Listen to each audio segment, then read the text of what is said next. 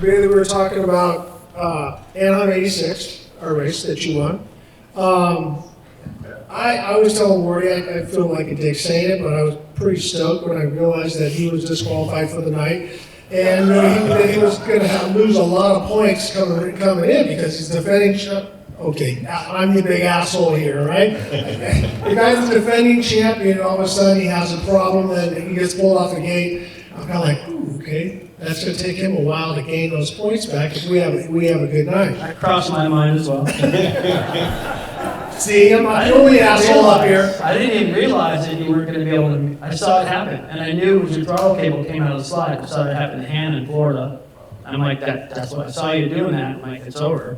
So there was the heat, but I didn't think it would be out there. Yeah, well, to explain it, in the heat races back then, you had 20 riders in them. Top 18, the top 4 went to the semi, and then 18 to 20 went home. They didn't have lap change, so you were done. So my throttle cable broke on the first lap, so I was done for the night. So I thought for a second, and I was already undressed in my truck. Johnny hurt his knee at the Golden State, and he hurt it that night, so he didn't go down to the semi because he pulled out from the race. So there was a spot available on the semi that I went down to take. So I just threw on gear, no knee pad, nothing, just went down there, got on the line, and I'm already getting ready to go. Well, then Honda heard that I went down. What me? No. So they heard that I was going to go to the race because Johnny didn't show up on the line. And Johnny got the word, got dressed, and came down, and I got pulled off the line, and Johnny went on the gate. He ended up getting third that night. Yeah. So he was, and so I didn't get. So me and Rick, would we have been racing for second? Could have been. Could have been. You I were was the fast. fastest coming into it. Rick, you were the I fastest. think I won the next week. In Houston. Well, that's what I was going to say. Yeah. That one night I went back to. So Rick and I have our battle. We've all heard that. And then, Wait, there's a part of that battle that you don't know. Wardy, tell them about where you didn't get to watch the race, but where you heard the race. I was at Del Taco across the street. True story. I was over there having a burrito sitting outside. You could see the lights, and then you could just hear the crowd. I'm like, wow. And then I go again. Well, for one, I thought, man, that was a good race. But yeah, so I got to hear it. so after Anaheim, we did the Golden State race the next weekend at Carlsbad. And then I went to the photo shoot or something in Mexico for JT's new stuff. And then flew to Houston early. And by the time I got to the race, I was just tired from going back and forth and everything. And you beat me in the heat race, and I remember feeling like, uh-oh, a little bit of air came out. I was like pumped up and thinking I had it. And then I think you won your heat, and I'm like, uh-oh, this is going to be tough. And then Rick had it, he was gone in the main event. He and Jeff were close, and then Rick started to get away, and I'm just back there just kind of all bummed out in third, nowhere near him. And then I heard the crowd go nuts, and the UK's the triple. UK's the triple, one of the worst. Jeff inherits the lead, so now I'm like in a big hurry to try to get up there. I get around you, so Jeff wins the race, and I'm like, so what? He's way behind in points, no points in Anaheim, and I beat Rick again, even though I locked into it. I'm just like 5-point lead now, and I beat you in the heat at Anaheim, beat you at Golden State. I'm like, I got it. And then San Diego happened, and I didn't have it. And then you guys battled in Seattle, and next thing I know, Jeff didn't get any points at Anaheim. He was right on my ass in points. I couldn't believe how fast he caught up. So, yeah, just never give up, I guess.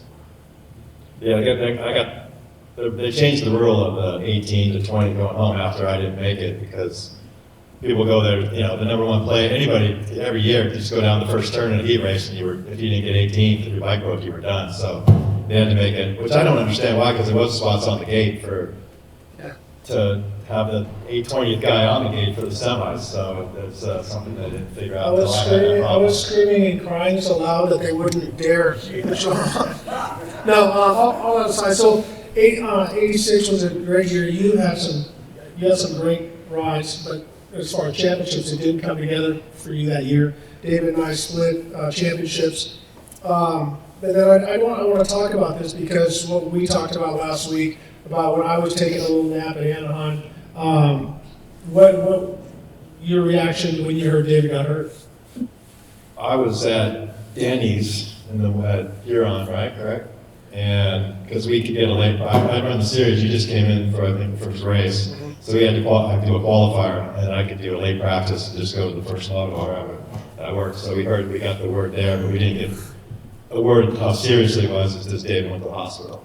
And then, of course, eventually we found out, and it was devastating. And then, we go to the first race, and RJ's knocked out on the start, out cold for how long?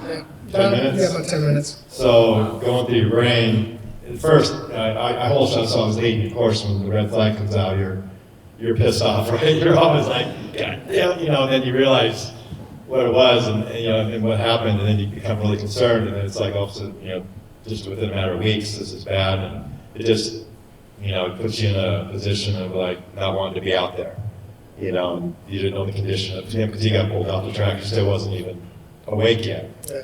So, eventually I went on, I won the night that night, but still it was concerning of, how Rick was. But then with our great concussion protocol, we had RJ shows up next week, there you go. I thought maybe I was going to get another 25-point break, but I didn't. So, and that's the shitty part of our sport. We have some alumni from professional sports here tonight. I'm not going to point them out, but when the people that are that close to you get hurt, I watched the Race to Immortality, the Ferrari movie, and I cry every time because you're watching those guys were unbelievable men. I looked at what they did in the 50s, 56, 57, 58, and how many of their friends were dying, and those guys were unbelievable. So when you're racing against somebody that pushes you week after week, and then you hear that they're hurt and that they're not coming back, it makes you go, why am I doing this? And when David got hurt, it was like, he doesn't make mistakes. I should be the one that got hurt. I'll be honest, I felt that. I'm like, my feet are off the pegs half the time, and I crash all the time because I'm pretty wild that way. And so that's when we realized that it can happen. It can happen to anybody. So I don't want to get too deep down in the weeds with that, but for you, it just had to be. I just remember seeing you and all the hard work that you were doing to come back. I thought I was going to walk again. I'm like, the doctor goes, you're not. I was not a good patient, and like, hey, I got somebody that got shot in a gang war, a guy that got in a car wreck that was on drugs, and a lady that was a schizophrenic that wanted a cigarette or trachea. These are my roommates. And I'm not putting people down, it's just, at the time, I'm like, can I get some better treatment or a different room or this has to, I want to make some progress. Not understanding that when you injure your spinal cord, that's that. So brain and spinal cord, it goes slow or it doesn't go at all. So my doctor gets wind that I'm like, hey, I want to start working out and getting better and rehabbing, and he comes in and he goes, what is it you don't understand? You're not going to ever walk again. And you need to listen to these people, and you need to go down and do rehab and get used to life in a wheelchair. And I'm like, this guy's full of crap, find somebody better. And so that was my mindset. And at the same time as I'm dealing with that and learning that my wife is pregnant, which was cool, she's right back there. Wait.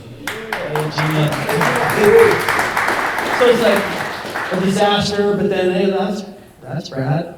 But gosh, the timing, and I'm watching the races, and I heard that he went down to Anaheim, and I can imagine Honda must have been thinking right about then, and I didn't think of that before. They're probably thinking they shouldn't have fired Johnny. So I'm still thinking I'm going to get better, and it just took a while for that to wear off. I felt like I needed to try really hard for myself, for my family, and also for fans. Like, I don't want to just look like I gave up and just get used to life in a chair. Even though I kind of knew, this is probably not going to change. Where's the evidence that this can change? There isn't. But it'll look like I give up if I give up. So I went everywhere with the Miami Project and all these things, and it was a lot of false hope. And that took me to a pretty dark place to where I was like, everyone's been telling me that I'm going to get better, and I'm not. And they kind of know that. but they're selling hope. And I bought into it a little bit, and so I got really dark and didn't want to live. But my wife, my new son Sean, our new son Sean, had been born by that time. And then I came to South Carolina and watched the National League guys battling. And that was the first time I went back to a race. I felt weird going back to a race. I want to be the guy that's, like, hey, that can happen.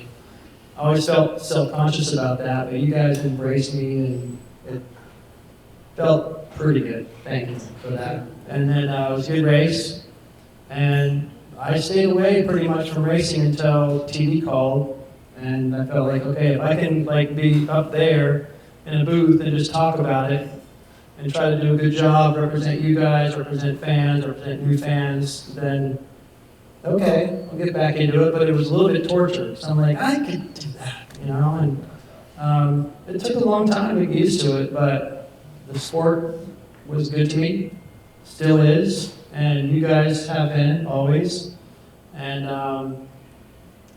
I'm just grateful for that, and it worked out.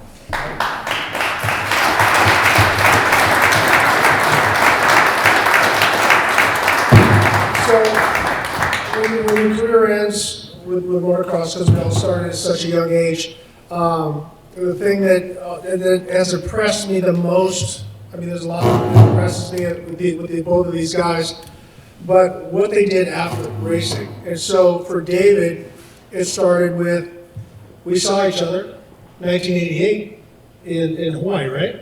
Yeah. So I was, my wife, now 35 years, was my girlfriend at the time, Stephanie. We were over in Hawaii watching the Ironman. Gina and David were there. And let me tell you, it's a tough event to watch. I had to get out of bed early, and I had to ride the bus down there, and I had to stand in line for my coffee and my bagel, and I had to walk all the way across town. But anyways, what these athletes do is just unbelievable. And I just remember David sitting there, just looking at him, and I'm like, he's going to do this. He had that look in his eye. Did you weren't training or anything at that time, were you, or did you already start?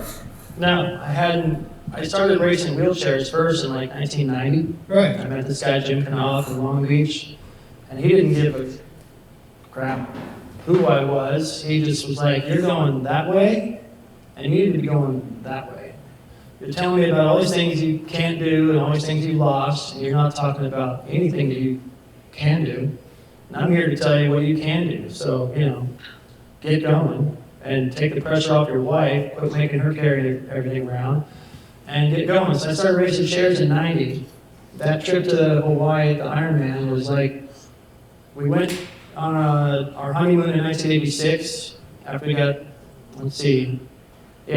went there and I watched it and I told my wife, I think I want to do this thing someday.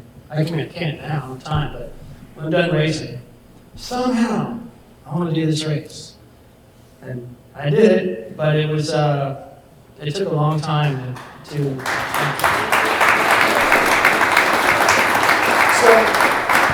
So with that, David, you didn't have success your first year. No. I had raced a qualifier in Texas. It's a half Ironman distance. And I thought Texas was flat, but in Lubbock, it's not flat. There's this huge thing that the Buffalo or whatever, it's a canyon, and you traverse this canyon a bunch of times, and it was 112 degrees. And I'm lined up next to this Navy SEAL, but I don't know he's a Navy SEAL, so I just went ahead and beat him. And then I found out how badass this guy was, and he had all this time before June to October to do the Ironman, which is twice as far, twice as hard, twice as remote. And he handed me my butt by about an hour and 45 minutes, and that didn't go over well. So I had to go back again the next year. He beat me again. I had issues, things, but still he beat me. I don't think I was mentally ready to beat him until the third time. And we battled it out there, and we were posting times that would have won the race just a few years earlier, the whole thing. So we were booking, and you need a competitor, like you were talking about with us. To have this guy, Carlos Molina, a former Navy SEAL, got shot in Central America 9 times, and he has a lower level than me. He's got muscles. And he's certainly been trained for more difficult things than I had. I just was in Winnebago riding a mini bike. He's a Navy SEAL, like drowning on purpose and all these things, and disassembling bombs in the dark with no sleep in cold water. And he's certainly more qualified than I am. But my friend said he's just a man, being more man. And so that just, I don't think those first 2 years I was ready. But when you put it all together and all the motocross and trying to beat you guys, I had what it took finally. And last year I ended up getting a flat tire at mile 106 on the bike. I had to run the last 6 miles on the flat because I figured that's faster than stopping and changing it. And I got ticked off, so I did a good marathon and beat him finally. And you have to have those failures, I think, first to really appreciate and be equipped to have the successes. And you guys handed my butt plenty of times, so it made it more sweet when I finally was able to beat you. So in 2000, you won the Ironman. 2000, yeah, 11 hours and 5 minutes.